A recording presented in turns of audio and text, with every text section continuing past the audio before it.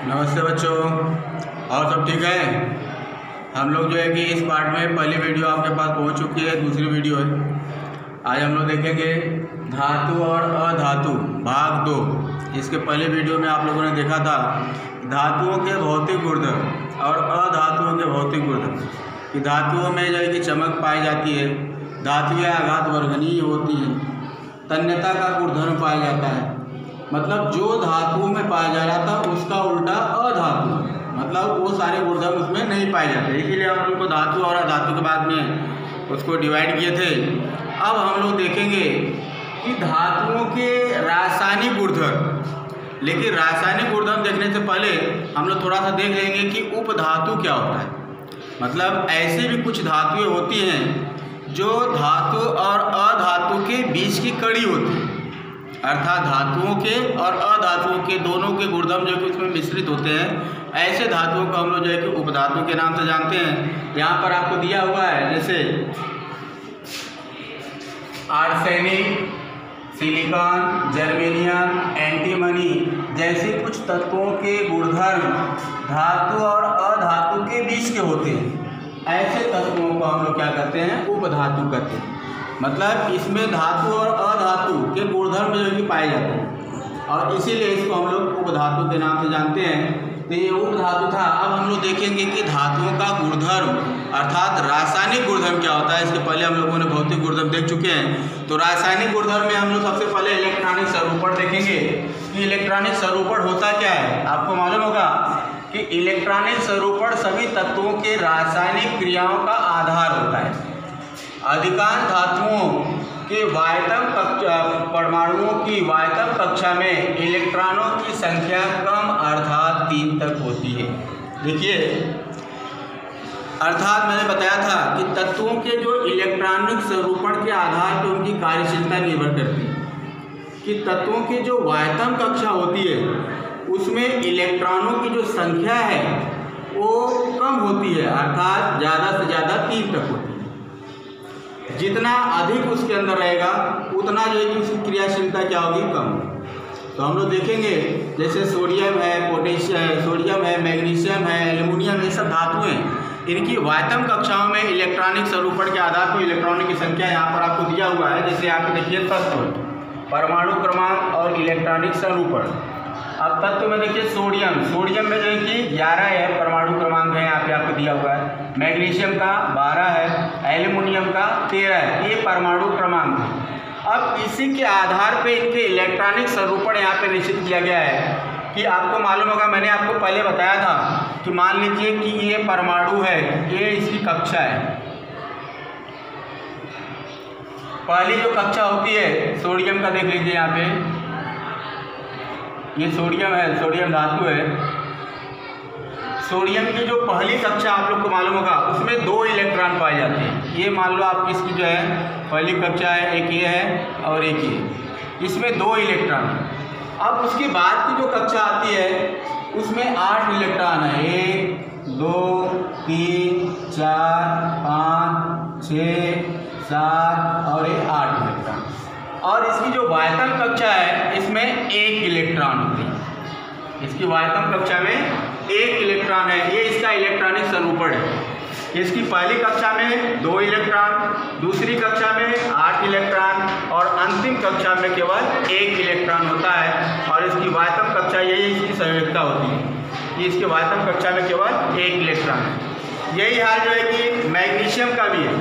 Magnesium में देखिए 2 8 और 2 है, अर्थात कुल इसके अंदर 12 इलेक्ट्रॉन है। तो पहली कक्षा में 2 चले जाएंगे, दूसरी कक्षा में 8 होंगे और वायतम कक्षा में अर्थात इसकी वायतम कक्षा में कितने इलेक्ट्रॉन आएंगे, 2 इलेक्ट्रॉन आएंगे। तो ये मैग्नीशियम का है। और इसी तरह से एल्युमिनियम का भी है। एल्युमिनियम के परमाणु क्रमांक कितना है, 13। अब 13 है तो इसका 2 8 और 3, अर्थात पहली और दूसरी कक्षा क्या होती है, कंप्लीट होती है, 2 और 8 इलेक्ट्रॉन। लेकिन इसकी वायतम कक्षा में 3 इलेक्ट्रॉन होती है। तो ये इलेक्ट्रॉन आपको मालूम होगा कि धातुओं के अंदर पाए जाते हैं, अर्थात धातुएं जो होती हैं इलेक्ट्रॉनों को जब त्यागती हैं, इनकी वायतम कक्षा में ज़्यादा से ज़्यादा आ जाएगी अधिक 8 इलेक्ट्रॉन होने चाहिए। अगर 8 इलेक्ट्रॉन होते हैं तो ये धातुएं क्या होती हैं, क्रियाशील नहीं होंगी, निष्क्रिय हो जाएंगी। लेकिन इनकी वायतम कक्षा में इलेक्ट्रॉनों की संख्या क्या होती है, कम होती है, ज़्यादा से ज़्यादा जो है कि 3 तक होती है। इसीलिए ये धातुएं इलेक्ट्रॉनों को त्यागती हैं। जब ये त्यागती है तो इनके ऊपर धन आयन का निर्माण होता है। देखेंगे आगे आपको दिया हुआ है यहाँ पर कि धातुएं जो है कि आयनों का निर्माण कैसे करती हैं। तो धातुओं में उनके संयोजकता इलेक्ट्रॉनों को त्याग कर धन आवेशित आयन, धनायन अर्थात केटायन, ये तीनों चीज़ें एक ही हैं, धनायन और केटायन का निर्मित करती है। आप देखेंगे किस प्रकार जो है कि इलेक्ट्रॉनों को जो है कि त्याग रही है। जैसे सोडियम में मैंने बताया था इसका इलेक्ट्रॉनिक स्वरूपण कितना है, 2, 8 और 1। इसकी वायतम कक्षा में 1 इलेक्ट्रॉन है। अगर ये सोडियम अपने वायतम कक्षा में अगर 1 इलेक्ट्रॉन को त्याग देती है, किसी को दे देती है, तब इसका जो है कि वायतम कक्षा पूरी हो जाएगी, अर्थात इसके वायतम कक्षा में 2 और 8 इलेक्ट्रॉन होंगे। वायतम कक्षा में 8 इलेक्ट्रॉन हो जाएंगे, मतलब कंप्लीट हो जाएंगे। जब ये 1 इलेक्ट्रॉन को त्यागती है तो देखिए 1 इलेक्ट्रॉन को निकल गया तो सोडियम के ऊपर एक क्या होता है, एक धन आवेश का निर्माण होता है, अर्थात इसके ऊपर एक धन निर्मित हो जाता है। तो सोडियम के ऊपर एक धन आयन, अर्थात इसको केटायन भी बोल सकते हैं, धनायन भी बोल सकते हैं और धन आवेशित भी बोल सकते हैं। तो 1 इलेक्ट्रॉन जो इसके ऊपर क्या होता है, धन आयन का निर्माण होता है, अर्थात 1 इलेक्ट्रॉन को इसने क्या किया, त्याग दिया। और इसकी वायतम कक्षा में 2 और 8 इलेक्ट्रॉन बचते हैं, अर्थात इसकी वायतम कक्षा में 8 इलेक्ट्रॉन पाया जाएगा। मतलब ये समझ लीजिए इसकी वायतम कक्षा का ये इलेक्ट्रॉन निकल जाता है। जब ये इलेक्ट्रॉन निकल गया तो इसकी वायतम कक्षा में कितना इलेक्ट्रॉन हो गया, 8 इलेक्ट्रॉन, मतलब कंप्लीट हो जाता है सोडियम का। उसी प्रकार जो है कि मैग्नीशियम का भी, मैग्नीशियम के वायतम कक्षा में आप देखिए 2 इलेक्ट्रॉन, मैंने आपको बताया था कि 2, 8 और 2, इसकी वायतम कक्षा में कितना है, 2 इलेक्ट्रॉन। तो मैग्नीशियम क्या करता है, इन 2 इलेक्ट्रॉनों को त्यागता है, 2 इलेक्ट्रॉनों को त्याग देता है। तो मैग्नीशियम के ऊपर 2 धन आवेश का निर्माण होता है, मैग्नीशियम के ऊपर 2 धन आवेश का निर्माण होता है, अर्थात इसकी वायतम कक्षा भी हट जाती है और इसके यहाँ पे जो वायतम कक्षा में 8 इलेक्ट्रॉन, अर्थात 2 और 8 इलेक्ट्रॉन बचते हैं। मतलब मैग्नीशियम की भी वायतम कक्षा कंप्लीट हो जाती है 2 इलेक्ट्रॉनों को त्यागने के बाद। वही हाल जो है कि एल्युमिनियम का भी है। एल्युमिनियम में मैंने बताया था कि इसकी वायतम कक्षा में 3 इलेक्ट्रॉन है, अर्थात इसका इलेक्ट्रॉनिक स्वरूपण 2, 8 और 3 है, 2, 8 और 3 है। ये 3 वायतम कक्षा में, अर्थात ये इसकी संयोजकता होती है। अब ये क्या करता है कि इसकी वायतम कक्षा में 3 इलेक्ट्रॉनों को त्यागता है, 3 इलेक्ट्रॉन किसी को दे देता है, तो सोडियम एल्युमिनियम के ऊपर 3 धन आवेश का निर्माण होता है और उसकी वायतम कक्षा क्या होती है, कंप्लीट हो जाती है, अर्थात 2 और 8 इलेक्ट्रॉन बचते हैं। तो इस प्रकार मेरे प्यारे बच्चों कि जो धातुएं होती हैं वो इलेक्ट्रॉनों को त्यागती हैं और इलेक्ट्रॉनों को त्यागने के बाद जितने इलेक्ट्रॉनों को त्यागती हैं उतना उनके ऊपर धन आवेश का निर्माण होता है। ये बात को ध्यान रखिए। तो ये केवल गुणधर्म धातुओं में पाया जाता है, अधातुओं में नहीं पाया जाता है। अधातुएं क्या करती हैं, इलेक्ट्रॉनों को ग्रहण करती है, आगे हम लोग देखेंगे।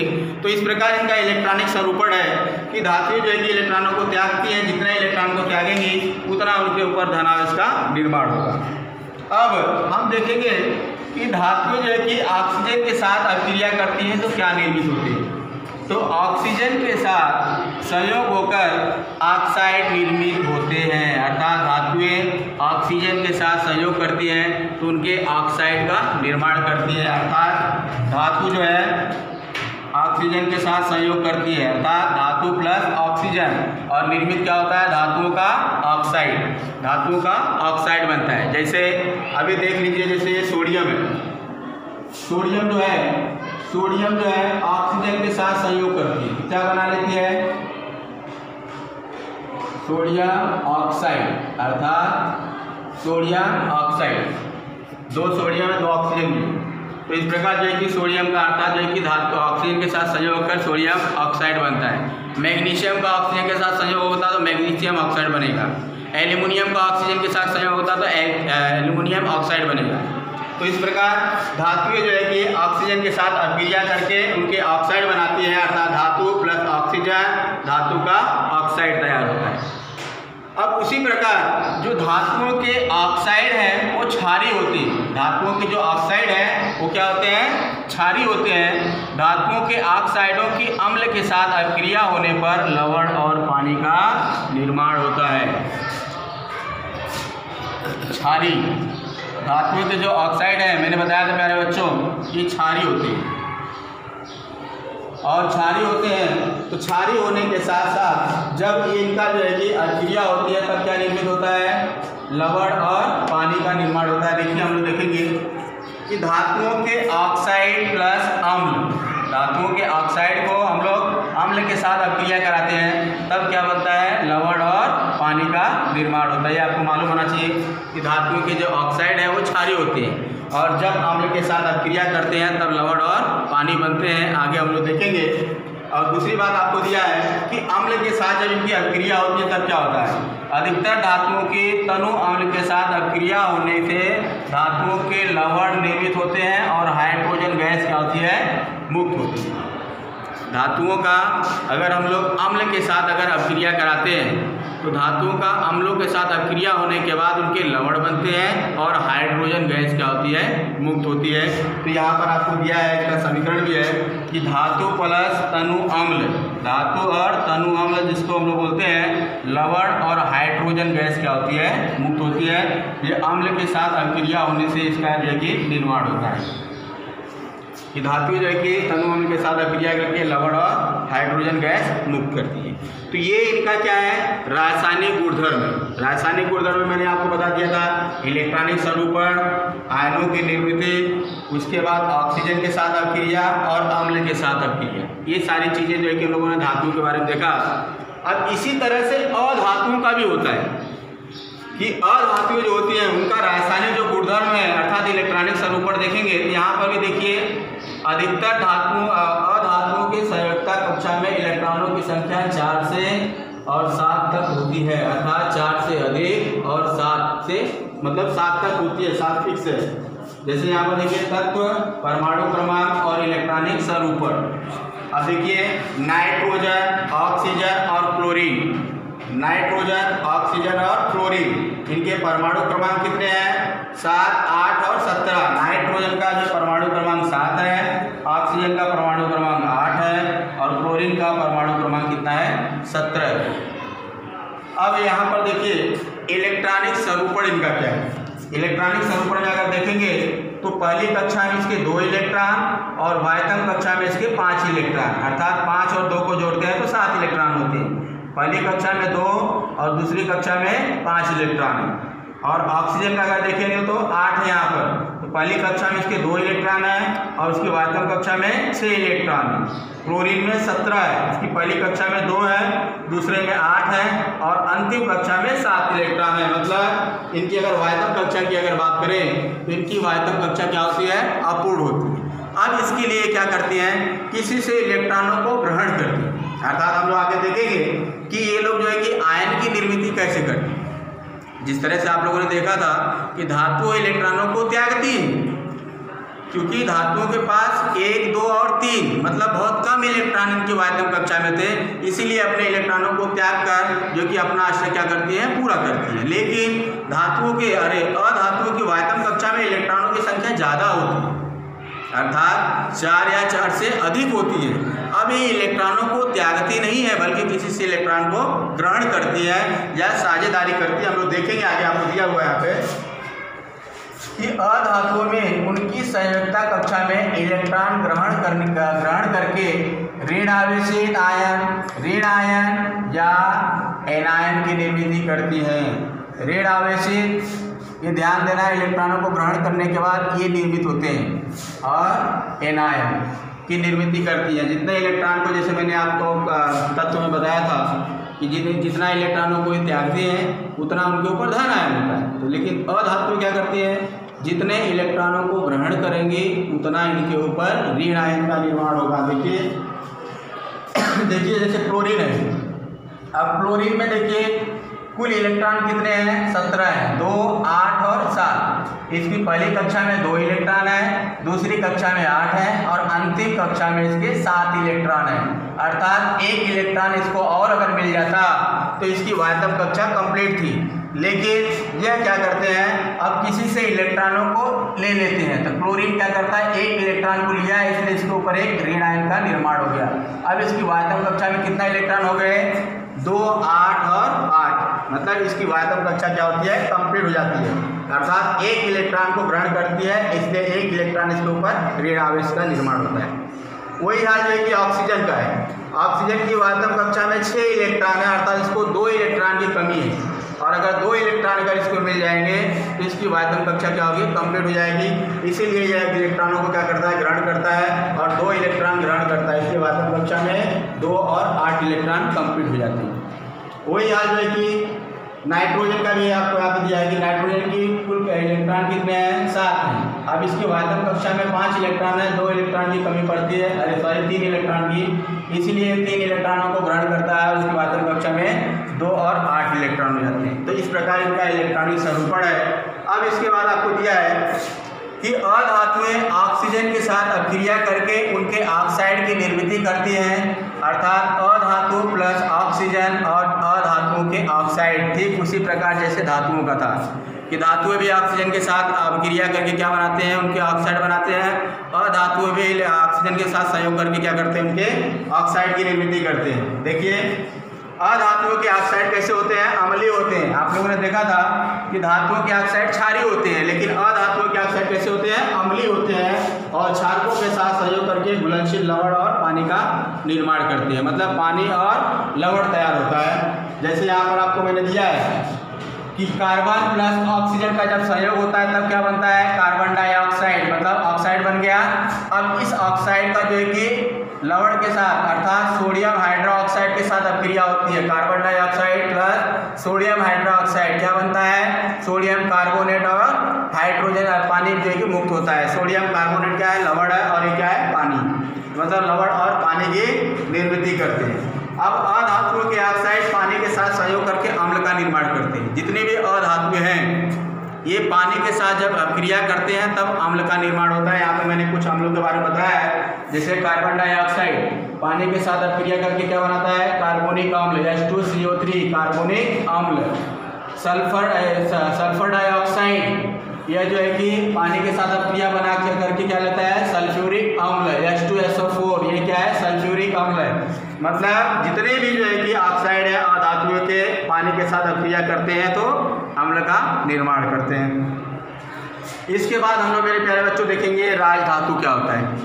राजधातु के लिए मैंने बताया था, यहाँ पे कुछ धातु के नाम दिया गया है, जैसे सोना है, चांदी है, प्लेटिनम, पैलेडियम, रोडियम जैसे धातुओं जो है कि राजधातु कहते हैं। क्यों कहते हैं, क्योंकि ये जो है कि प्रकृति के तत्व के रूप में पाई जाती है, इन पर हवा, पानी, ऊष्मा का कोई प्रभाव नहीं पड़ता है, और साथ ही साथ उनकी क्षरण तथा ऑक्सीकरण की अभिक्रिया कमरे के तापमान पर नहीं होती है। कुल मिलाकर जितनी भी राजधातु हैं उसके ऊपर हवा, पानी और जो है कि ऊष्मा का इसके ऊपर कोई प्रभाव नहीं होता है कमरे के तापमान पर, और जो है कि जैसी हैं वैसी पड़ी रहती हैं, इसलिए इसको राजधातु कहते हैं। अब इनके कुछ उपयोग है राजधातु को, जो मैंने यहाँ पे आपको बताया है कि राजधातुओं का जो उपयोग होता है, देखिए सोना, चांदी, प्लेटिनम का उपयोग हम लोग आभूषण के रूप में करते हैं, अर्थात गहने तैयार करते हैं। चांदी का उपयोग हम लोग औषध के निर्माण में करते हैं। सोने और चांदी से हम लोग पदक तैयार करते हैं। इलेक्ट्रॉनिक उपकरणों में हम लोग सोने, चांदी का उपयोग करते हैं, और प्लेटिनम और पैलेडियम का उपयोग संप्रेरक के रूप में किया जाता है। यह जो है कि राजधातु का उपयोग है, अर्थात पदक की निर्मित के लिए, आभूषण की निर्मित के लिए, और जो है कि संप्रेरकों के निर्माण के लिए, और औषधि के रूप में हम लोग जो है कि इसका उपयोग करते हैं। तो ये राजधातु का उपयोग है। अब इसके बाद मैंने यहाँ पर आपको सोने की शुद्धता के बारे में कुछ बताया है कि सोने की शुद्धता की बात करें तो आपको मालूम है यहाँ पे मैंने कुछ कैरेट दिया है, जैसे 24 कैरेट, 22, 18, 14, 12 और 10। जो जितना मतलब कि कैरेट है उसके आधार पर उसकी शुद्धता होती है। जैसे आप लोग सोना को मालूम होगा कि 24 कैरेट का जो सोना होता है एकदम प्योर होता है, शुद्ध होता है, और उस 24 कैरेट के सोने का उपयोग हम लोग आभूषण के निर्माण में नहीं करते, क्योंकि वह एकदम शुद्ध होता है। अगर उसका आभूषण का निर्माण करते हैं तो वह जो है कि दब जाएगा या मुड़ जाएगा, मतलब कुल मिलाकर जो आप क्या बोलते हैं उसको नक्काशी करते हैं, वो नक्काशी कराने की क्रिया जो है वो खराब हो जाती है, मतलब सही नहीं बनता है। इसके लिए उसके अंदर कुछ जो है कि तांबा या चांदी को मिलाकर, अर्थात उसमें मिश्रण मिलाकर उसका जो है कि हम लोग आभूषण के निर्माण में करते हैं। जैसे 24 कैरेट का जो सोना आता है, इसका हम लोग आभूषण के निर्माण में नहीं करेंगे। उसके बाद 22, 18, 14, 12, 10 इस कैरेट के सोने का उपयोग हम लोग जो है कि आभूषण में करते हैं, क्योंकि जितना आप लोग देखेंगे कि इसमें 22 कैरेट है तो इसके अंदर जो है कि सोने की मात्रा अधिक होती है। 18 कैरेट है उसकी अपेक्षा कम होता है, 14 कैरेट है उसकी अपेक्षा कम होता है, और 10 कैरेट आपको मतलब कि इसमें सोने की माध्यता अर्थात उसकी शुद्धता क्या होती है, सबसे कम होती है। इसके लिए हम लोग इसका आभूषण के निर्माण में नहीं करते ज़्यादा से ज़्यादा। अब हम लोग देखेंगे धातुओं का क्षरण और उपाय। धातुओं का क्षरण और उपाय मेरे प्यारे बच्चों, आपको मालूम होगा कि जब धातुओं के ऊपर हवा पानी का जब प्रभाव पड़ता है तो धातुओं में जो है कि क्षरण होता है, अर्थात उसका कटाव होता है। अब उस कटाव को जो है कि कम करने के लिए हम लोग इस धातुओं के ऊपर जो है कि पेंट लगाते हैं, ग्रीस लगाते हैं, तेल लगाते हैं, या और भी बहुत सारी जो है कि मुलम्मे वगैरह चढ़ाए जाते हैं, जिससे धातुओं के ऊपर हवा और पानी का प्रभाव न पड़े और धातुएं जो है कि लंबे समय तक टिकी रहे। आप लोग को मालूम होगा कि तांबे जैसी जो धातुएं होती हैं उसके ऊपर जो है कि इसका प्रभाव पड़ता है कार्बन डाइऑक्साइड का, और जिसके कारण जो है कि उस धातु का जो है कि रंग बदलकर हरे रंग की हो जाती है। अर्थात ये जो हरा रंग होता है यह क्या उसका क्षरण है। जिस प्रकार से लोहे के ऊपर आप लोग देखते हैं कि जंग लग जाता है, वैसे ही इसके ऊपर हरे रंग की जंग लग जाती है, और जिसके कारण इनका जो है कि क्षरण होता है। इसलिए इसको बचाने के लिए हम लोग क्या करते हैं, इसके ऊपर जो है कि नींबू वगैरह से जो है कि हम लोग घसते हैं, उसको साफ करते हैं, और इसके ऊपर जो है कि मुलम्मे चढ़ाए जाते हैं, अर्थात कलर लगाए जाते हैं, पेंट लगाए जाते हैं। पेंट लगाने से या कलर लगाने से या ग्रीस लगाने से ये फ़ायदा होता है कि धातु का और ऑक्सीजन के बीच यह पेंट होता है, अर्थात इन दोनों का जो कि संपर्क एक दूसरे से नहीं हो पाता है, जिसके कारण धातुओं का जो क्षरण है वो रुक जाता है। इसीलिए हम लोग जो कृषि का औजार हो, चाहे इलेक्ट्रॉनिक मशीनें वगैरह जो भी होती हैं, उसके ऊपर हम लोग जो है कि समय समय पर तेल लगाते हैं, ग्रीस लगाते हैं, ऑयल करते हैं, जिससे उनका क्षरण क्या होता है, रुक जाता है। इसके बाद आपको यहाँ पर क्या है कि धातुओं का क्षरण और उपाय तो हो गया। इसके बाद मिश्र धातु। मिश्र धातु के बारे में मैंने बताया था आपको शुरू में ही कि जब धातुओं और अधातुओं दोनों के गुणधर्म जिसमें पाए जाते हैं उसे हम लोग मिश्र धातु के नाम से जानते हैं। आप लोग को मालूम होगा जो स्टेनलेस स्टील है, इसके अलावा जो आप लोग देखे होंगे और भी बहुत सारे बर्तन होते हैं, ये सब जो है कि मिश्र धातुओं से बनी हुई है। जो स्टेनलेस स्टील है इसमें कार्बन है, लोहा वगैरह बहुत सारी चीज़ें होती हैं, जिसको मिलाकर स्टेनलेस स्टील के बर्तन बनाए जाते हैं। इसमें धातु और अधातु दोनों के गुणधर्म पाए जाते हैं, इसीलिए इसको हम लोग मिश्र धातु के नाम से जानते हैं। तो मेरे प्यारे बच्चों, आज हम लोग जो कि इस क्लास में इस वीडियो में बहुत सारी चीज़ें देखे, धातु के रासायनिक गुणधर्म देखे, इसके इलेक्ट्रॉनिक स्वरूपण देखे, अम्लों के साथ अपक्रिया हम लोगों ने देखा। ठीक उसी प्रकार से राजधातु के बारे में देखे, राजधातु का उपयोग देखे, और साथ ही साथ जो है कि सोने की शुद्धता और क्षरण और उसके उपाय, इतनी सारी चीज़ें हम लोग देखें। और इसी के आधार पर आपको कुछ घर काम दिया गया है, जैसे राजधातु किसे कहते हैं उसके उपयोग लिखो, धातुओं का क्षरण कैसे होता है उसकी रोकथाम के उपाय लिखो, और धातुओं और अधातुओं के रासायनिक गुणधर्म लिखो।